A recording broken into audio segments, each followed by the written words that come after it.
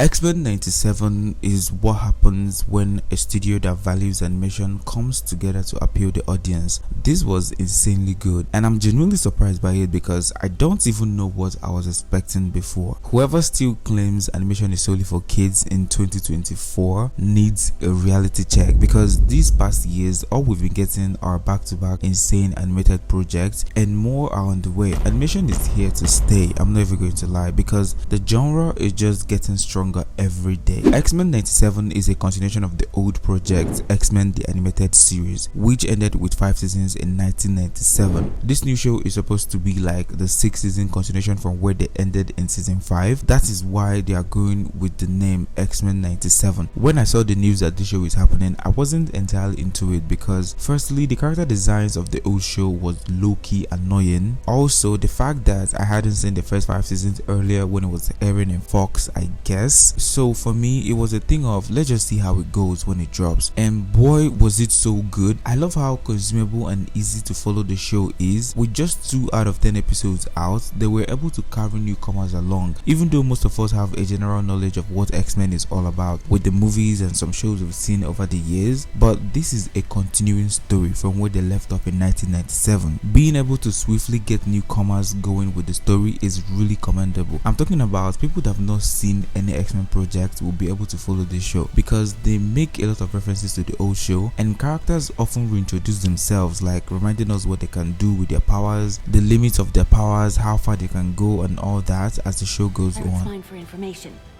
Using my powers to assess honesty is another matter. Even if I sensed Magneto's intentions were sincere, that's today, this hour, this minute.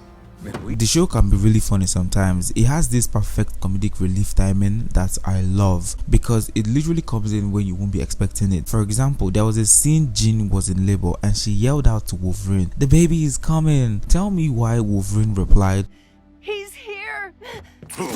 Apocalypse. The baby! I swear I didn't know when I started laughing. Or even when Magneto was facing a trial in episode 2, people outside were protesting because they were angry at the judges for even granting Magneto a hearing in the first place. According to them, with all his villainous acts in the past, it doesn't give him a hearing chance. So the way this judge yelled out had me dying. They must want Magneto. And the judges, ma'am. What in the blazes did we do? No, because what did the judges do though? They're just trying to protect you guys, and this is how you guys repay them.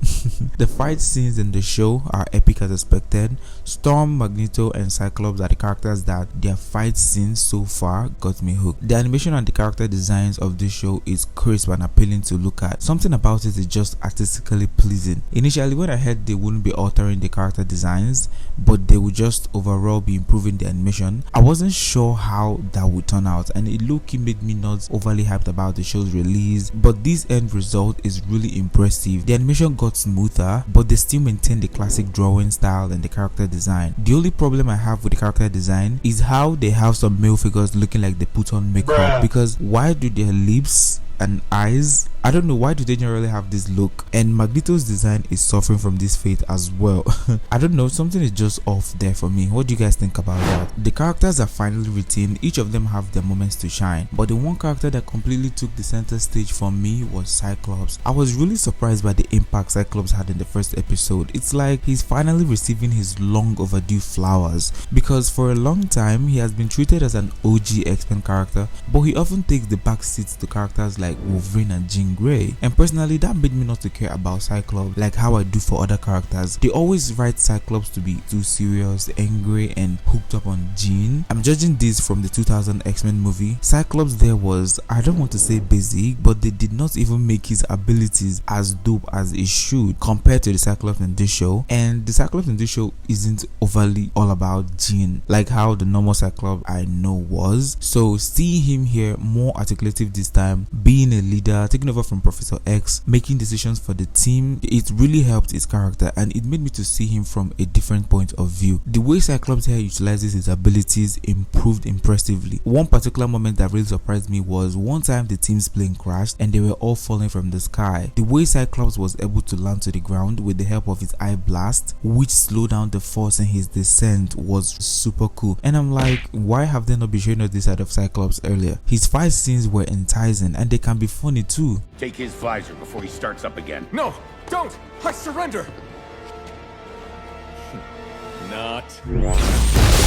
You guys, we've really been robbed off of this Cyclops. The rivalry between Cyclops and Wolverine also added an enjoyable layer of humor and tension to the show. It's also part of the comedic touch I was talking about earlier. It's always good to see these two characters shenanigans. The show just overall did justice to Cyclops' character, and I'm here for it. Magneto's plot was refreshing. He's yet another character I'm witnessing undergo an epic redemption arc, which was compelling if it's truly on the path of redemption. And it made me realize almost all the characters I never cared about are recently redeeming themselves, because Rexplode from Invincible just underwent his own redemption arc, and now Magneto. Okay, what are they not telling me at this point? This version of Magneto brought back that Magneto aura and vibe, but to a different goal this time. His whole dialogue throughout the episode, especially during the UN hearing, have been spectacular, as it should. What he had with Rogue came as a surprise to me, and it made things spicier. I'm deliberately choosing not to go deep into Magneto's plot and character, so I wouldn't be spoiling it for anyone yet to see this show. Morph is easily my best character so far, because I love how he was bringing in cameos from the characters he turns into. It was refreshing, I must say. It's really nice having him around, because I'm a big fan of shapeshifting abilities. It's always cool to see them in action, and I can't wait to see what comes next. The rest of the characters were solid. They shared a genuine family bond among themselves that we were able to relate with, or let me say I was able to relate with.